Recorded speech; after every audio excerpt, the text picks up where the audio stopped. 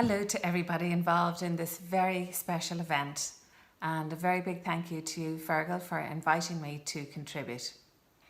My name is Gilly Taylor, and 3 years ago myself and my husband Brian bought 17.5 acres of farmland in East County Wicklow on the beautiful Red Cross River. We gave up the day jobs and we started transforming what was intensive agricultural land into a nature reserve and education centre called Wild Acres. We've decided we want to dedicate the second half of our lives trying to help solve the biodiversity crisis in Ireland. It's very obvious to everybody now that we are in the midst of a climate and biodiversity emergency. We have all seen the devastating pictures of what's happening across the globe in terms of extreme heat waves, floods, massive wildfires, and on top of that, there's 1 million species which are threatened or near threatened with extinction.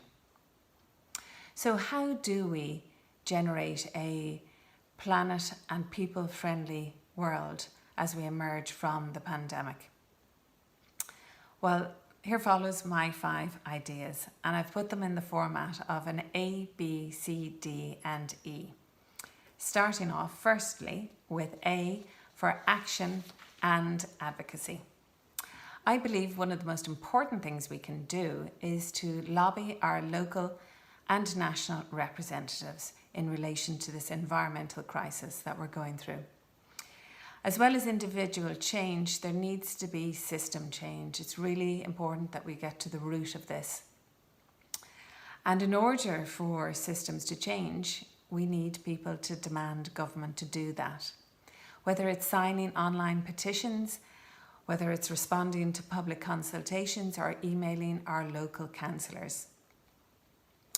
Here in Ireland, 1/3 of all our species that have been examined in groups like for bees and butterflies, birds and fish, 1/3 of them are threatened or near threatened with extinction.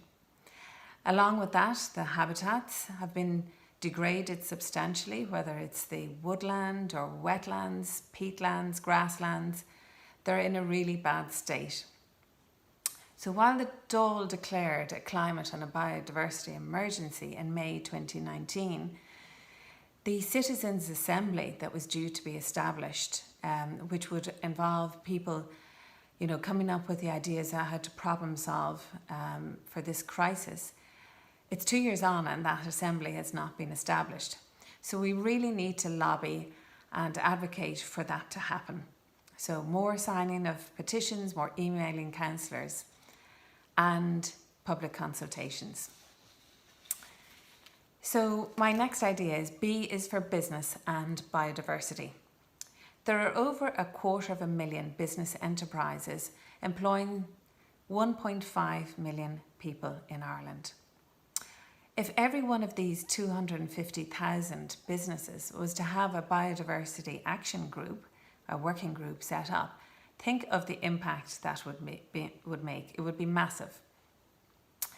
Many office employees obviously have been working remotely due to the COVID pandemic, and what better way to bring them together than to have a working group working on the challenge of bringing more biodiversity to their area. There are loads of different ideas for a working group, and it can be for both climate and biodiversity. Whether it's having a meat-free Monday at work for lunchtime, it could be a wild Wednesday lunchtime talk on bringing biodiversity to your garden, or a Friday active transport day. There's lots of different ideas, and there's companies already doing this. The likes of Servier Pharmaceutical in Arklow, they have an initiative called the Promise to Plant, and with that they've planted over 10,000 native Irish trees in the last few years and created a wildflower meadow at their premises. So there's lots we can do, but we need more of those 250,000 businesses to be involved in doing this. So we need to act now. My third idea is that of C. C is for connection and community. We are all part of a variety of communities, whether it's our urban neighbourhoods, our rural communities, our sports and recreation clubs, schools, colleges. We've loads, we're all part of communities. And imagine if each club or association could create a biodiversity plan for their particular area to restore wildlife and the various habitats. So this has been done. A great example of this is there's a residents association in South Dublin, and it's called the Temple Manor Wilkins Residents Association, and they signed up to the All Ireland Pollinator Plan. 275 households in this association have been creating a wildlife corridor by converting their gardens into havens for wildlife. And they're tying in with the South Dublin County Council, who have created wildflower meadows in the area as well. So this has worked extremely well. On top of that, there's over 30 county councils that are now part of this All Ireland Pollinator Plan. And the results of this can be seen along the motorways, at roundabouts, in parks where we see the no cut, no spray zones. So it's a really great initiative that we can all be a part of. At Trinity College then, they've also, most recently, they've converted their front College Green area into a wild meadow, and it was previously a lawn. They decided in 2020 to reach out to the public and ask them for their opinion, and of the 14,000 respondents, 90% voted in favour of the conversion to a wild meadow, and this has worked really well. There are over 2 million gardens in Ireland. What an opportunity. So we are all part of a community, and those 2 million people that have a garden can help to pledge their garden on pollinators.ie. My fourth idea is that of D for donate and dedicate. Dedicating time or donating money is a very powerful thing to do. There are a variety of environmental NGOs in Ireland who have for decades been doing sterling work in relation to protecting and trying to restore biodiversity and their habitats.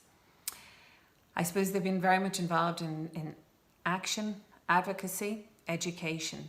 Well-established organisations like the Irish Wildlife Trust, we've got Birdwatch Ireland, Friends of the Earth, you've got Antashka, the list goes on. And actually there's 34 of them that are part of a network called the Irish Environmental Network.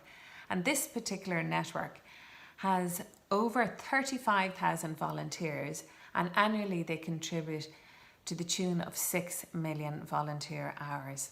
So this is something that we could all be a part of, whether it's a charity beach cleanup as part of a climate charity, or there's other events that you can get involved in. Citizen scientists can actually try and take some of the data from their garden and send it through to the Biodiversity Centre. So loads of different ideas. But if we don't have time to spare, we can donate money to help these organisations, to support them to do their work. So donation and dedication. And finally, my fifth idea, E is for education and emergency. I believe that education is at the heart of our environmental crisis solution. It really is a really important part of it. We all need to understand the problem that we are dealing with, what is causing it, and how we can be a part of the solution. With the COVID emergency, we learned a lot, obviously, through the various government media campaigns and the media in general about what was involved in COVID, how it was happening, how we could prevent the spread of COVID. And we're very familiar with that mantra in relation to sanitising, face masks, keeping our distance. We need the same thing to happen in relation to the environmental crisis. A crisis needs to be treated like a crisis. So that education programme needs to start, and we need to be constantly reminding the public, ourselves, what it is we need to do to solve this problem. We also need to educate the public that this environmental issue is also a public health issue. We need clean air, clean water, and chemical-free food. But we urgently also need to reconnect with nature in terms of nature knowledge, to know the names of the birds, the names of the trees, the names of our native wildflowers, the ecosystems, and the impact that humans can have on those. So we've all become experts in immunology. We now need to become experts in ecology. I believe that ecology is a subject should be taught at school from primary level all the way through. If we can't name it, how can we protect it?